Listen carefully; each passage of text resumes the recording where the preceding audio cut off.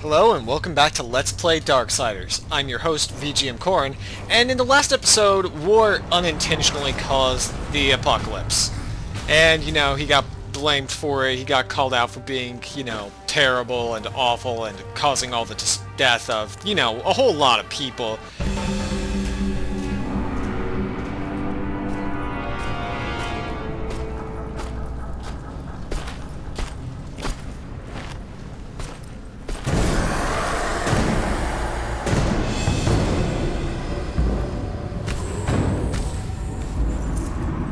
Here comes the welcome party.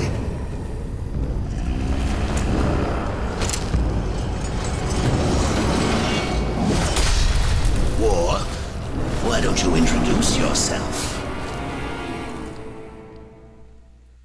And zombies. Can we blame War for, creating all these zombies?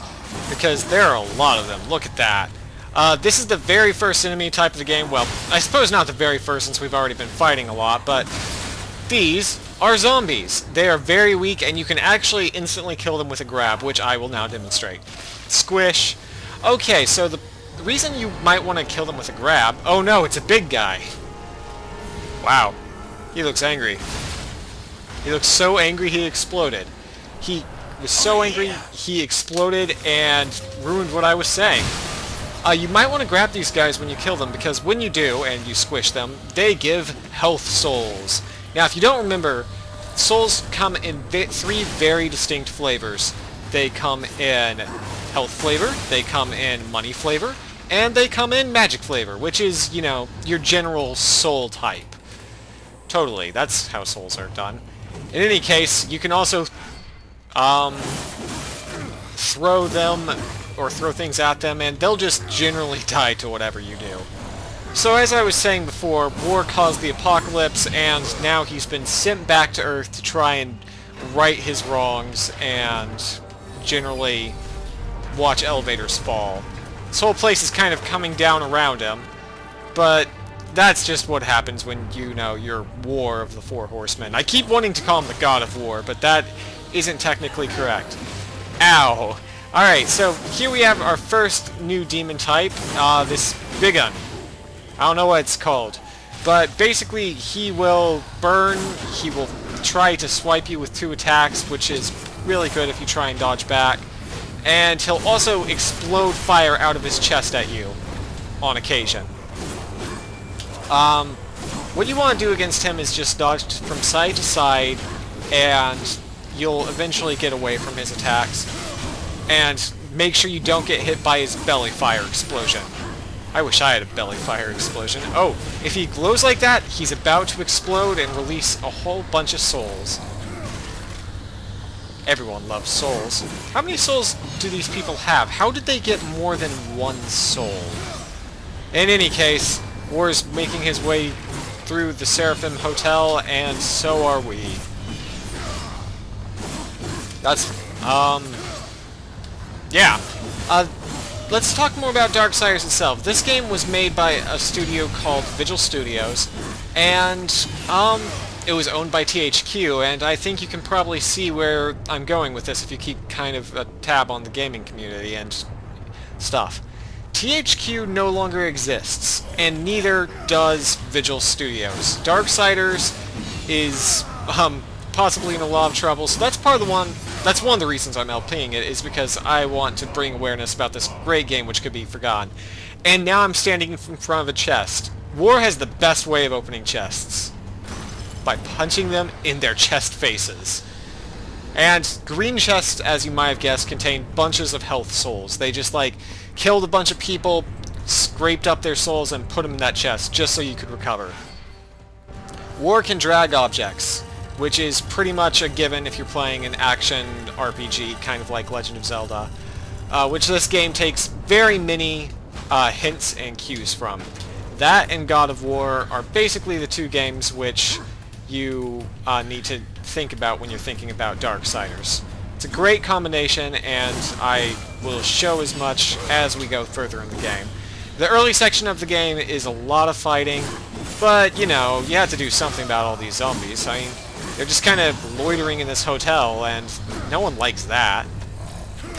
if you're low on HP or if you take a hit, you should go ahead and slam a few zombies into the ground with your throw because, well, there's no reason not to. It's free health, and even though you get a couple less souls for it, they're one of the few ways that you heal in this game, and, you know, HP is kind of important. HP is what lets War live, and since he's been stripped of his powers, and apparently is too fat for that roof, or floor, he needs all the HP he can get. Later on, it won't be near as much of an issue. So here we are in another sealed room. That gate says, hey, you can't go anywhere until you kill all my zombies. And so we're going to kill all the zombies. Every last one of them. I don't know if the game has told me that I can do this yet, but you can do aerial combos. Not the biggest thing in this game. Going into the air actually doesn't allow you to avoid near as many attacks as you might think. War just is too heavy and will not go all the way into the air to avoid attacks like in, say, a game like Bayonetta or Devil May Cry would. And here we have another new enemy type. This guy is what usually kills people trying to play the game on Apocalyptic difficulty. I am playing on normal, but I remember when I did my playthrough on Apocalyptic, this guy would kill me 3 or 4 times before I got out of this area. Why? Because his hits hurt. Even though I know how to dodge them, in Apocalyptic difficulty, they will take about an entire life bar off each. And as you can see, you only have 2 of those, so yeah, if I had taken that hit in Apocalyptic, it would have been the end of me, or close to it. So we stab him through the hand and, you know, slap him up a little bit before stabbing him through his head. War likes tormenting his opponents, but doing executions is the best way to get health, magic, and souls back. It's just generally what you should be doing. And now, more ceilings are caving in. War's girth is just too big for this hotel, and even though all the zombies love it, it's coming down on trying to house him. All the zombies loved it. They were all like, hey guys, we're kinda, you know, zombies, so let's all group up in this hotel, it'll be awesome. And then they didn't realize that War was gonna fly down in a meteor and kill them. Which, you know, if I was killed that way, at least it'd be an epic death. I don't need that health chest, but if I don't get it now, I would never get the chance.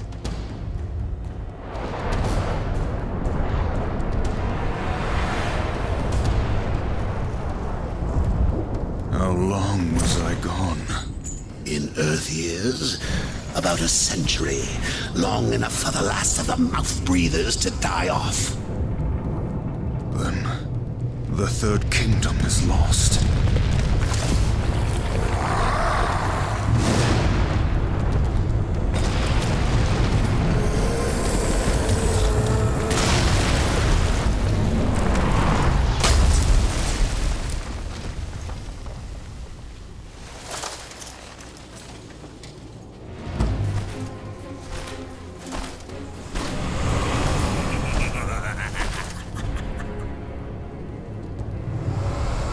Subtle. I almost didn't hear you coming. Volgrum. The Council finally took me seriously. If so, you're surely not empty-handed. For this shall be the briefest of introductions.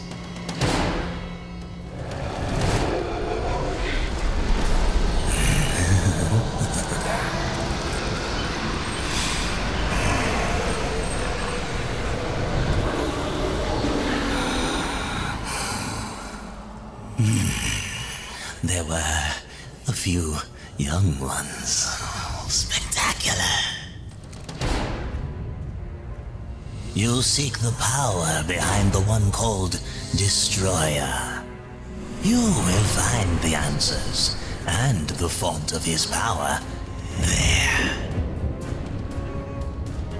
Oh, such haste to die. You aren't even a shadow of your former self.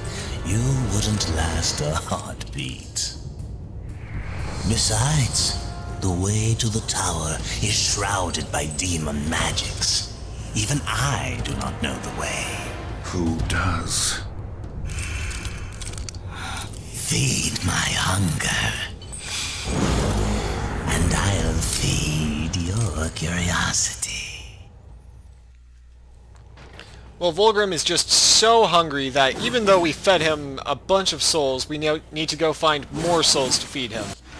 He's just kind of mean. Here's the Horde Seeker, which will show you the locations of chests on your map and minimap. You can press back on the control pad to see all the treasures, and that I'm going towards one of them now, but there are many more the opposite way. So maybe I'll just turn around and go back and smack some zombies while I'm at it. Come here. Anyways, that is Volgrim, and this is the Crossroads. Volgrim's an interesting character because he acts as your merchant throughout the entire game. You can buy a lot of different things from Volgrim, and generally every time you see him, you want to go talk to him for reason, and there are some reasons you should do that even now that you won't find out about until later. And here we have the stock enemy of the game, and a direction on how to block. If you press right bumper and hold it, you will block incoming attacks. See? And then if you let go of right bumper, you'll get hit by a bunch of incoming attacks. This is the first enemy type in the game, and well, the first regular enemy in the game, and the one you will probably fight the most over your journey. They don't take a whole lot, and then War chops off their legs and kills them. Poor guys. It's not the kindest of fates. And there's a chest in here. Let's go punch it in its face. Oh, there's some zombies guarding our chest punching. So what was I saying before? Volgrim. You want to talk to him every time you see him. Even if you're not going to buy something, talk to him. Trust me. Well, with one chest out of the way, that's, let's see, 100 souls, which we will need all of them. I'm going to go ahead and pick up all of the treasure chests in this area because, well, you need a lot of souls in this entire game. Like, even when I played through originally, I did not max out all of my power-ups. There were still more things I could have ended up buying. And as you can see, the game doesn't waste any time in getting you acquainted and fighting all different types of demons. Now, like Prince of Persia, demons are less likely to attack you if they're off-screen. Angels will attack you if they're off-screen, because most of them shoot you. And don't worry, we haven't seen the last of them, either. The third kingdom, which as the game mentioned early on, the kingdom of man, is gone and all zombies. All of them. So, even though we came back to fix our mistakes, we are technically just making our mistakes even worse. As you can see, I've taken kind of a beating here from this guy, but he should be about to die. There he goes. You always want to make sure and kill these guys when they fall to the ground like this, because if you leave them long enough, they will get back up, and you'll have to fight them, or you'll have to kill them without doing execution, and they have a decent amount of HP after that. At least that's how it works in apocalyptic mode. I'm not entirely sure about normal mode. Anyway, another demon portal opens up, and we've got this guy, who's all by himself. He kind of was late to the party. Everyone else was like, hey, we're gonna go ambush war in that hallway over there. And he's like, okay, I'll just wait back here and let you guys take care of that. And then he died alone. Poor guy. But that's not our concern, because we just want his soul. And his souls. All of his souls. I mean, I'm not entirely sure. I guess, uh-oh. I think I've already made a joke that I was about to make. We have enough souls to feed Volgrim's hunger. Now, maybe he'll feed our curiosity. Now, we could go ahead and go back to Volgrim, but before I do that, I want to show off a couple more places that you should go here. If you're low on HP, you should jump down into this pit and get this green chest. And if you haven't already done that, because that'll get you some more HP. And even though we could go to Volgrim right now, we're going to go somewhere else first and get a little something that'll help our buying pursuits. This is one of them. This chest right down here. You might not see it. And yes, there is a chest in the top left corner that you might see, or the bottom left corner of my map. You cannot get that yet. I spent a long time trying to figure out how to get that chest, and you actually can't get it for a very long time. Not to mention, this is the only time you'll really spend in the Crossroads, at least until later. Most of the hub of this game is still yet to come. Birds. if you kill a bird, if you punch a bird, or if you do other killing moves on birds, let's see if I can do it. Yes! You will get a lot of HP back. They are the easiest way to get your HP back, and you should never neglect to hit them with your sword. Just jump in the air and hit a bird with your sword today. Alright, so here we have gone underground and we found another blue chest to punch in the face and take 100 souls from. That is a lot of souls crammed into one tiny little box. I still want to know, how do they get them in there? I mean, there's a bunch of souls. A bunch of souls. Anyways, that was an artifact if I pressed the button too fast for you to read, and I pressed it too fast for me to read, so you take those to Volgrim and he'll give you special rewards. He'll give you special presents for them. Is that a blue chest? No, it's a green one, so we're going to ignore it, and the guy had spawned. I don't care that you dropped out of the sky. I don't want to fight you. Just go away. You chasing me? No? Okay. Anyway, back to Volgrim. These ancient gates have a mind of their own, but with this, you may reach an understanding. Beyond the gate, seek out Samael's prison. Once, Samael was close in power to the Dark Prince himself. Some might even say, a threat. You will find he is no friend to the Destroyer. Seek me out when you've gathered more souls. I will make it worth your while.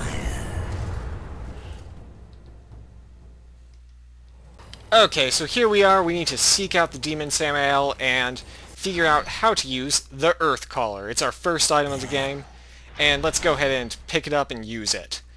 So this explains to you briefly how to equip items. You can have up to 3 items assigned to a D-pad at once, and then press right trigger to use them, like so. This is a giant horn, so let's activate the gate.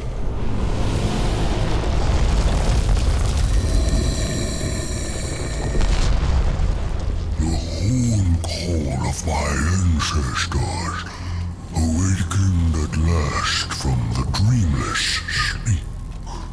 Then we are free. None free while the Destroyer still breathes. The Destroyer, yes. To his service we are bound, though enemies we remain. So his enemies we call friend.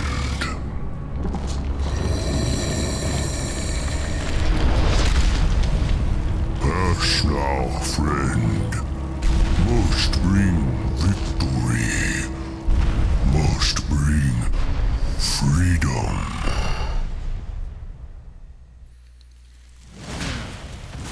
And we immediately get hit by the guy we left behind. I can't Oops. wait to find out what's Well, behind might it. as well kill him now since he's here. He followed us all the way home. He sat and waited for us to finish talking to the gigantic gate. And, well, now he just really wants to fight. And who am I to... Ow! God, that hurt. Who am I to deny him? Yes, that hit is basically a one-hit KO in hard mode. Don't get hit by it. Don't get hit by that either. In fact, just don't play like I'm playing right now and you'll be a lot better off. But anyways, we've knocked him down. And so we can just go ahead and finish him off. And the camera didn't center, which is kind of strange. I've never seen it not center on a kill before, but... well, I won't complain too much. Before I open that door, I want to talk to Volgrim. On your journey, you may come into possession of certain items that are of particular interest to me. Artifacts of the Fallen Legion. If you discover any Legion artifacts, bring them to me. I will make it worth your while. Volgrim is the shopkeeper of this game. He sells everything. He sells your bottles, he sells the things you put in your bottles, he sells enchantments, he sells weapon moves, he sells weapons, and he sells magic. Basically, he sells everything. His little speech about artifacts, they serve no purpose other than to use and give to him, so never be afraid to give them to him. Great. In any case, we need a few hundred more souls to get what we want, so let's open this door and kick it open, in fact, and see if we can't find those that we need.